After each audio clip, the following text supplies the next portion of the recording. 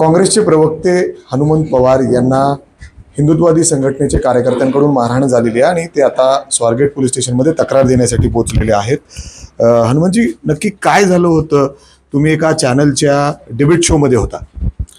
तुषार दामगुडे आणि त्याचे काही गुंडा सहकारी डिबेट झाल्यानंतर बाहेर उभा होते. मला शिवीगाळ करत बोलावून घेतलं. हर्षवर्धन सपकाळला बोलल्यास तुला का राग येतो? भाजपाच्या विरोधात बोलताना जपून राहा आणि मग खाली बघ, माझ्या दिसतंय का उजव्या बाजूला काय? मी बघितलं खाली, तर त्याच्या उजव्या कमरेला पिस्तूल होतं. जिवंत राहायचंय, पुण्यात हिंडायचंय, तर नीट अवकातीत राहायचं. मग मी म्हणलं असल्या पिस्तूल खेळण्याला मी घाबरत नाही असं म्हणल्यानंतर त्यानं मला उजव्या हाताने त्याच्या मला डाव्या बाजूवर माझ्या चापट मारली. आणि त्याच्यासोबत जे 3-4 जण होते ते भाजपा जनता युवा मोर्चाचे भाजपाचे पदाधिकारी कार्यकर्ते होते.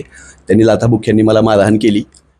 पत्रकार प्रतिनिधी आमचे मित्र निखिल करंदीकर यांनी मला त्यांच्या तावडीतून सोडवलं. नंतर त्या दैनिकाच्या ऑफिसमधल्या लोकांनी सोडवलं.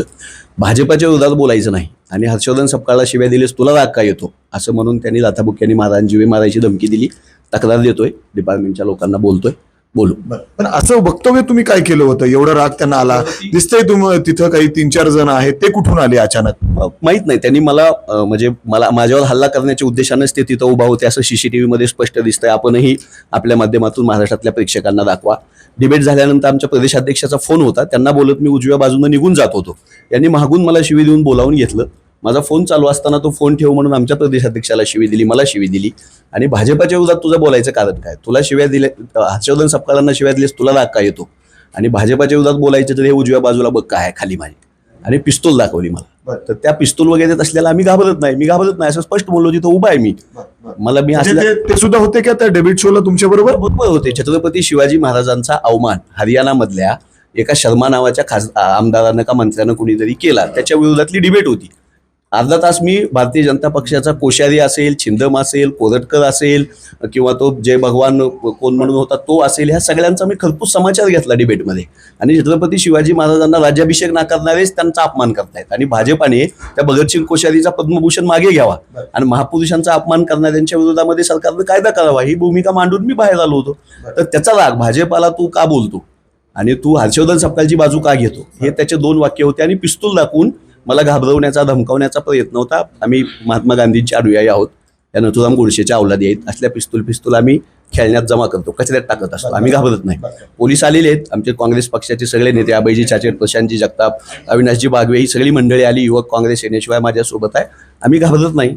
ही लढाई आम्ही तक्रार देताय तुम्ही, गुन्हा दाखल करायची, त्यांना धरून आणावं. ते भाजपाचे पदाधिकारी आहेत. तो कार्यकर्ता स्वतःला हिंदुत्ववादी कार्यकर्ता म्हणून घेतो आणि शिवाजी महाराजांच्या सन्मानासाठी बोलण्यासाठी जर आमच्यावर हल्ले होत असतील तर असे हजारो हल्ले आम्ही पचवू. आम्ही भीत नाही, घाबरत नाही. नक्कीच चाललंय तरी काय असा देखील प्रश्न होतो, कारण परवा दिवशी दगडफेक झाली काँग्रेस भवनच्या तिथं, म्हणजे दोन्हीकडून, म्हणजे अर्थात गुन्हे दाखल आहे त्याच्यामध्ये, आणि आज थेट तुमच्यावर अशा पद्धतीने हल्ला होतो, मारहाण होते. तुम्हाला माध्यमांच्या प्रतिनिधींनी बघितलंय. काँग्रेस भवनवर चालून ही लोक आली, त्यांचे नगरसेवक, ह्यांचे महापौर हे चालून आले. आमच्या भवनवर शांततेत कार्यकर्ते बसले होते. तिथे दगडफेक केली, आमच्या कार्यकर्त्यांना जखमी केलं. आज मी शांततेच्या मार्गानं, पुढारीसारखं नामांकित चॅनल दैनिक आहे, त्यांची लोकं तिथं होती, त्यांचे कॅमेरामॅन, त्यांचे प्रतिनिधी होते, सगळ्यांनी बघितलं.